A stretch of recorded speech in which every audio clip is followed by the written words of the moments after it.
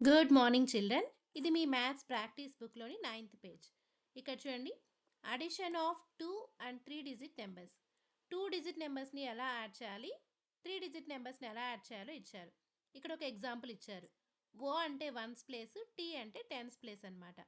Ones place, tens place. ఇక్కడ H అంటే hundreds place.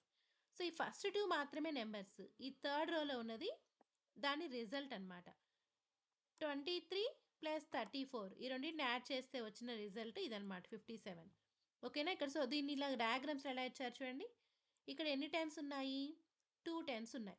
So 2 10 rupees notes లాగా రాశారు, ఇచ్చారనమాట డయాగ్రామ్. నెక్స్ట్ ఇక్కడ 3 ఎన్ని టెన్స్ ఉన్నాయి, 3 టెన్స్ ఉన్నాయి. సో ఇప్పుడు టోటల్ ఎన్ని టెన్స్ ఉన్నాయి, 5 టెన్స్. 5 tens are 50. నెక్స్ట్ ఇక్కడ వన్స్ చూడండి, 3 వన్స్ ఉన్నాయి, 1 రూపీ కాయిన్ లాగా తీసుకున్నాం. 4 వన్స్ ఉన్నాయి కాబట్టి 4 1 రూపీ కాయిన్స్. టోటల్ ఎన్ని కాయిన్స్ ఉన్నాయి, 7. సో 50 10 రూపీస్ ఉన్నాయి, 7 ఏమో 1 రూపీస్. So 50 plus 7 57. సో అదే విధంగా ఇక్కడ కూడా ఇచ్చారు. హండ్రెడ్స్ ప్లేస్లో ఎన్ని ఉన్నాయి, 3 హండ్రెడ్స్ ఉన్నాయి. సో 300 రూపీ నోట్స్ లాగా ఇచ్చారనమాట. ఇక్కడ 400 రూపీస్ ఉన్నాయి కాబట్టి 400 రూపీ నోట్స్. 7 హండ్రెడ్స్ ప్లేస్లో ఉంది అంటే ఇది రిజల్ట్ అనమాట. ఈ రెండింటిని యాడ్ చేసాము. ఈ రెండింటిని యాడ్ చేస్తే ఎన్ని హండ్రెడ్స్ వచ్చాయంటే 7 హండ్రెడ్స్ వచ్చాయి.